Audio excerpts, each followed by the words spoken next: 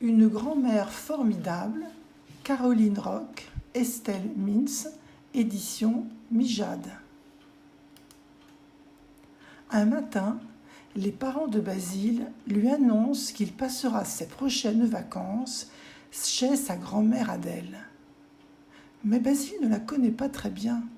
Il ne l'a vue qu'une ou deux fois quand il n'était encore qu'un bébé. Basile est donc un peu inquiet. Qu'est-ce qu'il va bien pouvoir faire pendant toutes les vacances avec sa grand-mère ? Heureusement, dès que Basile lui en parle, sa voisine Luna le rassure. « Tu en as de la chance. Moi, j'adore passer mes vacances chez ma grand-mère. Elle me fait des montagnes de crêpes avec de la confiture de fraises. Elle me lit un tas d'histoires le soir pour que je m'endorme. Elle me laisse dormir très tard le matin et m'apporte le petit déjeuner au lit sur un plateau. Elle m'entraîne voir les canards du lac pour leur donner des petits bouts de pain dur. Et la dernière fois, elle m'a même tricoté un gilet. Ma grand-mère, c'est une vraie grand-mère, quoi. » Grâce à Luna, Basile est maintenant impatient de revoir sa grand-mère Adèle. Il salive à la pensée des bonnes crêpes et des confitures. Il met de côté ses livres préférés pour ne pas oublier de les emporter. Il espère que cette super grand-mère saura aussi réparer sa peluche trouée. Et enfin, les vacances arrivent. Basile n'a pas le temps de poser sa valise que Mamie Adèle le serre très fort dans ses bras. « Comme je suis contente que tu sois là. Tu vas voir, on va bien s'amuser tous les deux. » Pour le déjeuner, Mamie Adèle lui sert une salade verte et un sandwich au pain complet. Mais aucune crêpe à la confiture.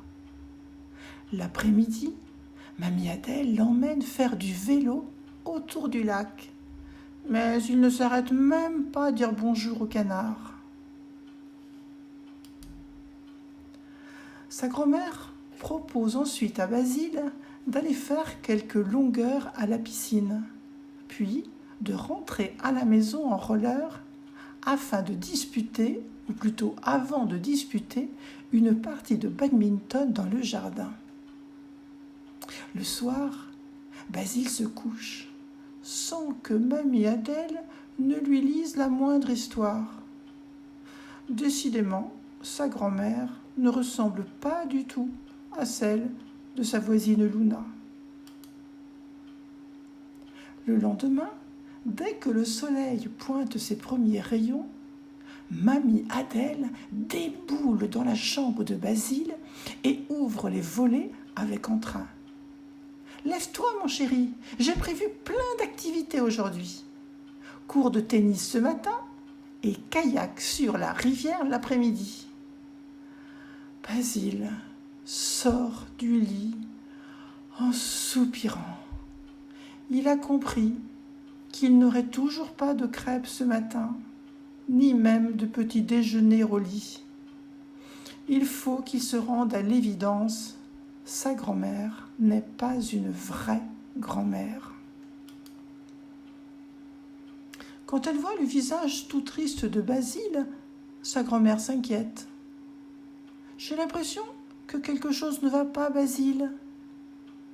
Tes vacances ne te plaisent pas ?»«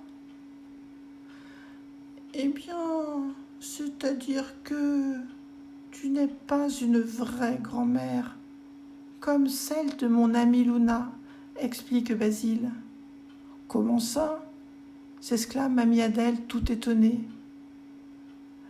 Quand Basile lui explique ce qu'est une vraie grand-mère selon Luna, Mamie Adèle soupire, l'air un peu embêté.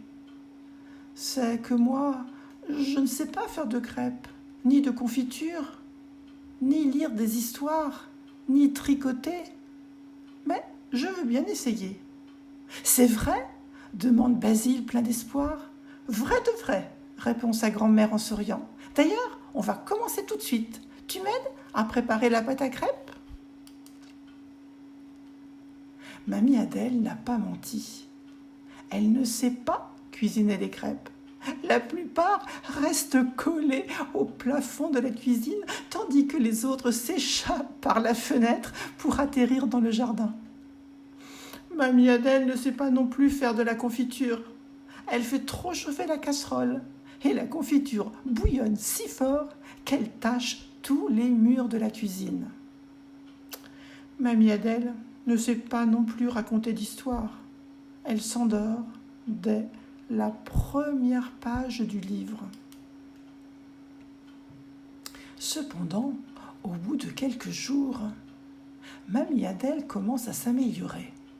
Basile a 1 crêpe et demie au petit déjeuner, une histoire presque entière le soir au coucher. Sa grand-mère lui recoue même sa peluche comme elle le peut, avec de gros poings maladroits. Malgré tous ses efforts, Basile redevient triste. « Mais que se passe-t-il, mon chéri ?» lui demande Mamie Adèle. « Je ne suis toujours pas une vraie grand-mère ?»« Oh, si, » répond Basile, « mais finalement, je m'ennuie un peu à cuisiner et lire des histoires toute la journée. » « Ne t'inquiète pas, là, je sais quoi faire !» lui répond Mamie Adèle avec un grand sourire. Et dès ce jour, Basile et sa grand-mère se remettent à se promener à vélo, à jouer au badminton, à descendre la rivière en kayak et à dévaler les pentes en roller, à la plus grande joie du petit garçon. Quelles formidables vacances a passé Basile! Et quand il rentre chez lui, Basile n'a qu'une hâte, tout raconter à sa voisine. Luna n'en croit pas ses oreilles.